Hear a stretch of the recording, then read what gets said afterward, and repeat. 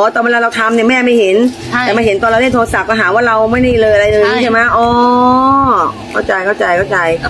จริงนะผมก็ไม่ใช่ว่าไม่พูดเลยนะ เออ ผมก็พูดอยู่ อืม กับน้องบางคนอ่ะ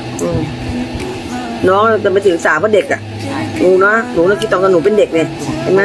น้องไม่รู้หรอกอะไรก็ต้องเรียกพี่อาร์ไม่ต้องว่าใช่ไหมเด็กใช่ไหมหนูต้องรักน้องไม่มีอะไรหรอกเด็กเด็กยังไม่รู้ก็เหมือนหนูตอนเด็กๆอ่ะรู้ภาษา อยากได้อะไรก็ไปสั่งมัน อืม